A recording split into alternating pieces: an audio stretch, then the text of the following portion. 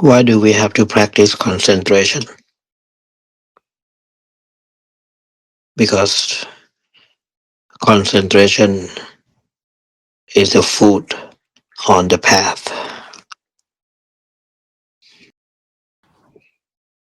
I really consider samadhi as a food. Try to settle down the mind with one object, like the breath. Try to bring the mind to the object in a way that it feels at ease, right? And has a sense of fullness, refreshment. That is the food for the mind and walking on the path. It's a long journey.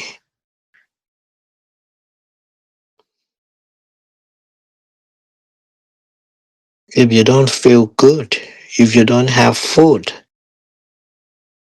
when you have a long journey, you are not going to reach destination. That's why we need concentration as a nutrient, as a food on the path.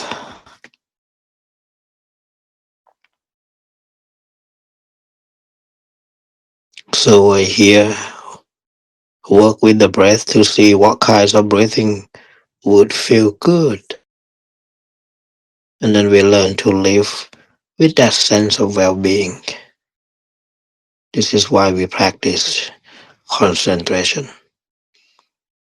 To be able to keep coming back to it again and again, to keep ourselves nourished so that we are not so hungry for other pleasures. When you are not so hungry, you can look at the pleasure not so much in terms of whether you like them or not. You will look to see what effect having on the mind, what that lead you to do.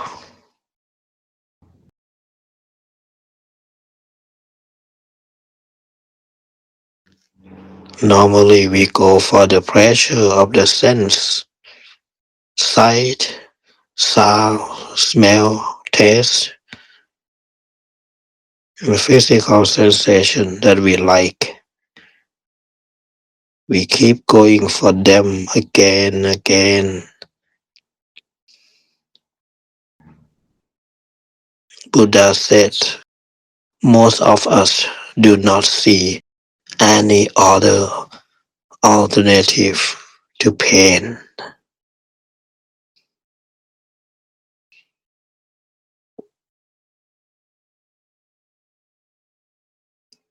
Even though they may have drawbacks, we are willing to put up with them.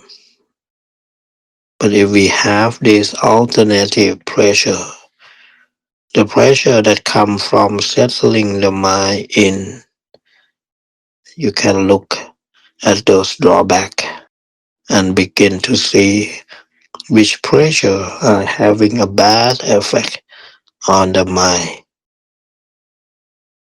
and which one having a good effect on the mind on the same place.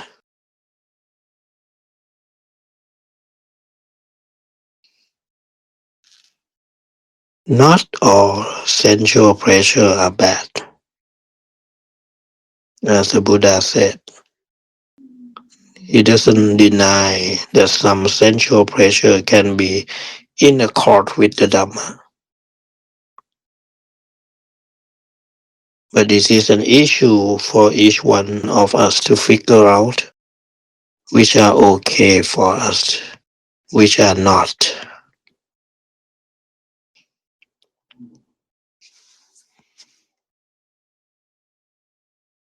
There are some general principles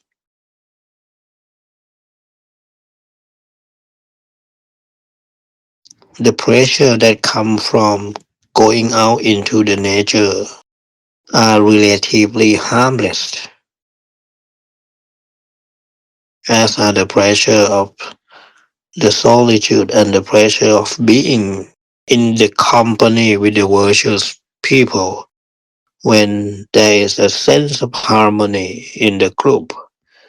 But then there are other pressure that are more of the individual matter.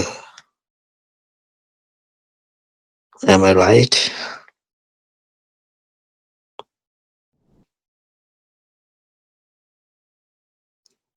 Thinking about the alcohol and the analogy. Alcohol is never good, but some people taste it and they don't feel any attraction to it at all,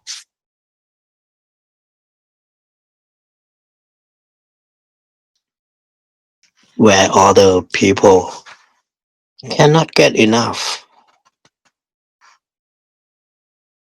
So sometimes you have to ask yourself, which pressure do you thirst for that you cannot get enough of? What do they do to the mind? You have got to look at the effect in your action. We cannot just be consumer, consumer, and consumer all the time.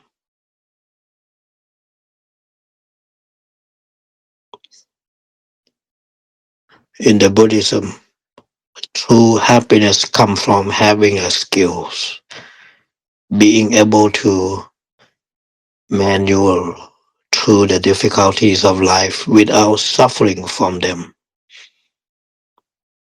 And you don't learn those skills simply by indulging in the pressure. In fact, the more you indulge in the most pressure, the weaker you become. When you get hooked up on certain pressure, you get really irritated when you cannot have them. Those are the pressure that are really bad for everyone.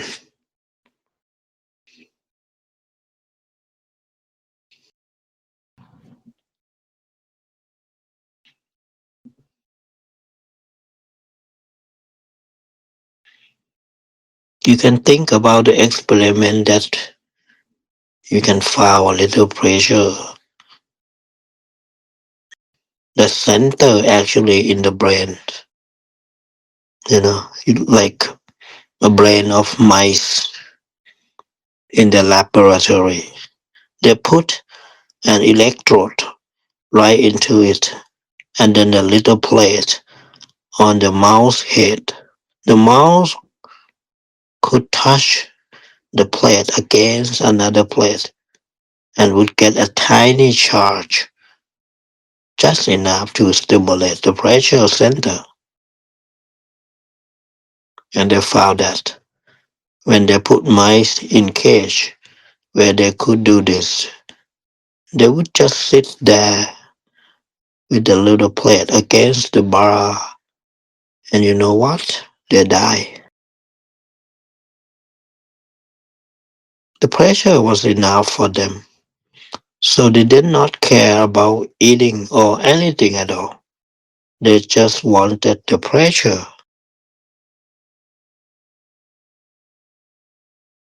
And this is what happened to our goodness if we just keep going for pressure without any concern for what they are doing for the mind.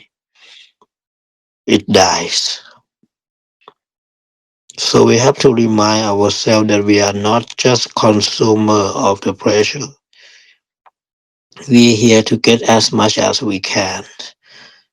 We are agents. We are acting in the world, acting inside the mind as well. So the question is, what kinds of action are our pressure and pains inducing in us? We have to learn how to respond well to both, how to respond to pain in a way that is good for the mind, how to respond to the pressure in a way that's good for the mind.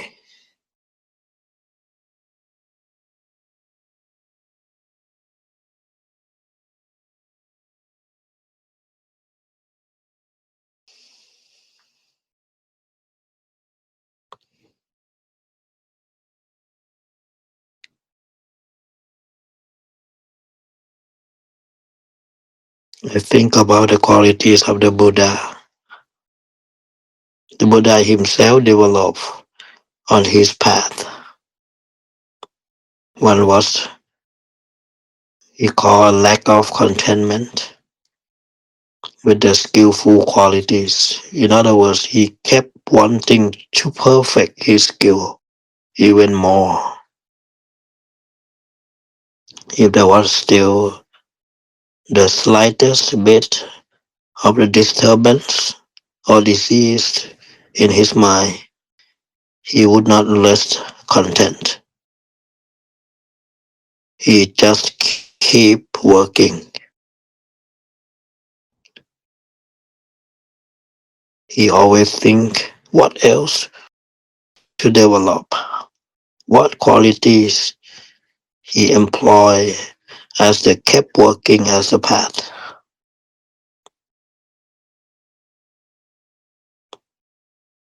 There are three things on his list: heedfulness, urgency, and resolution.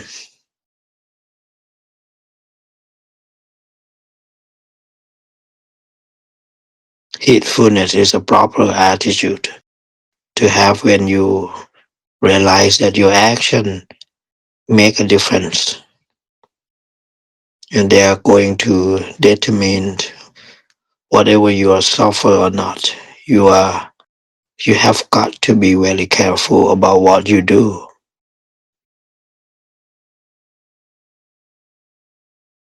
Of course, this go back to the issues of pressure and pain. Which pressure are heedful pressures? You indulge in them, you enjoy them. They are actually good for the mind. Concentration is a good pressure in that way. That's why we do practice. The concentration pressure.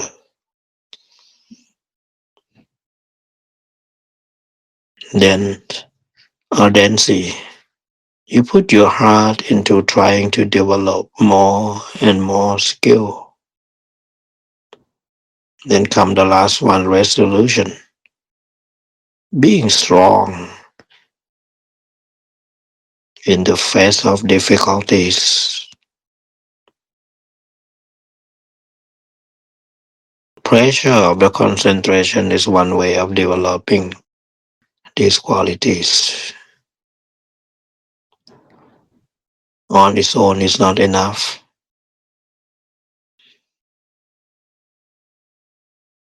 Some people get into a nice concentration and just stay there. They get content and they say, this is good enough for me.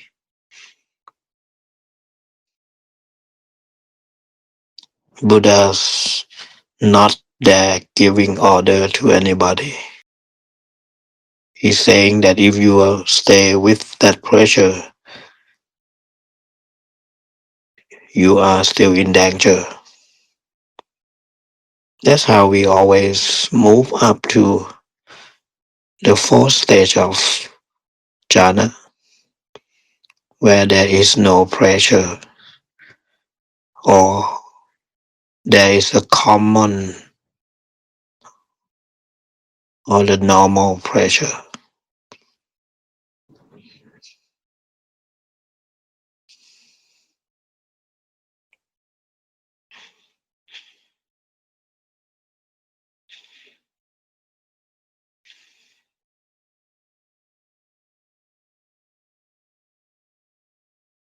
When you arrive one spot, you always must thinking about what are better than this spot.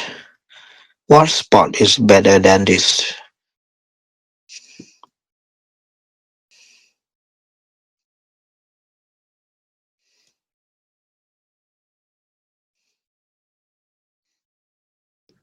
That is the right attitude. In practicing the Dhamma,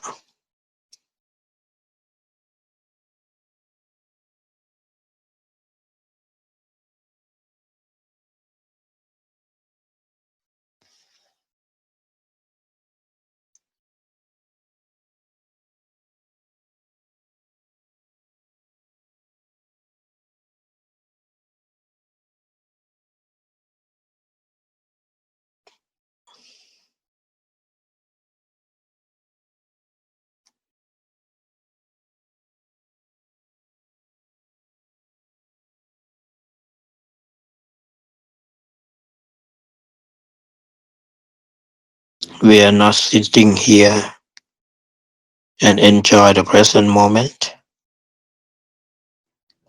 We can do many things.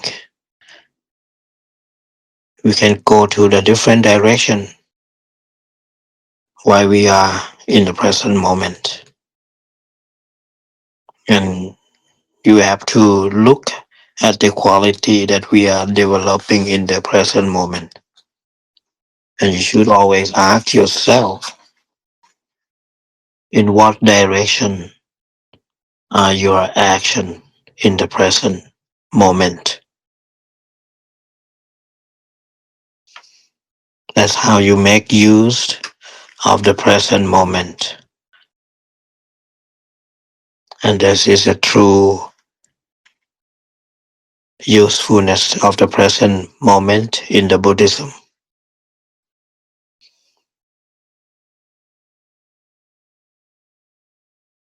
To me, the present moment is not just a place where you sit in the meditation. To me, the present moment is a place where you can work. It's your path. So you have to find something to do. And when you have got it, thinking about what better, what next, that's what you can make really true use of the present moment.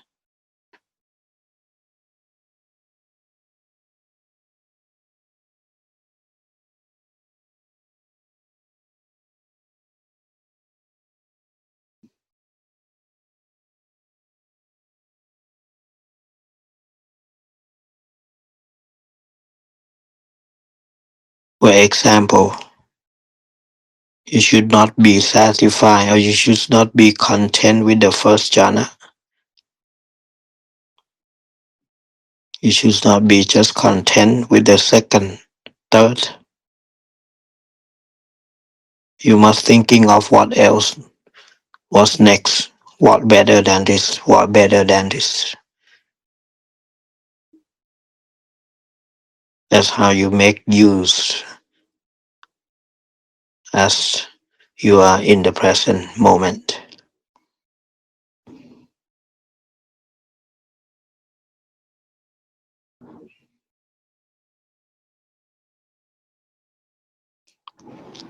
Present moment is a good ground to play beautiful games of life.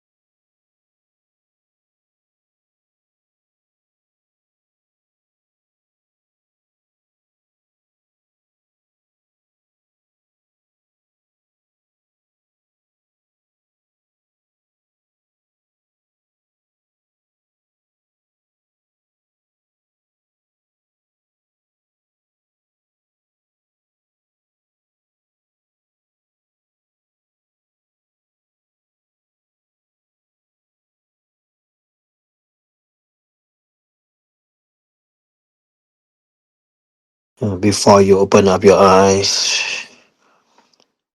I would like to invite all of you to make a dedication of the merit that you earn from this meditation to all being, wishing all being be healthy, wishing all being be wealthy, wishing all being be prosperity, be free from animosity, free from oppression,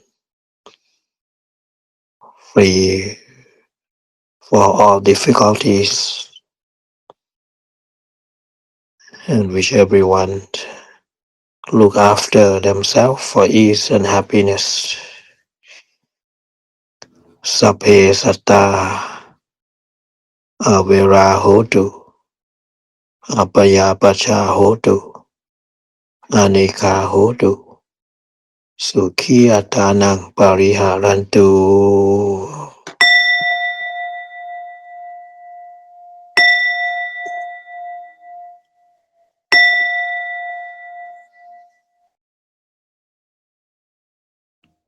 I thank you, everybody, for being here tonight, making the marathon together. I wish you all having a good night. We'll see you next time.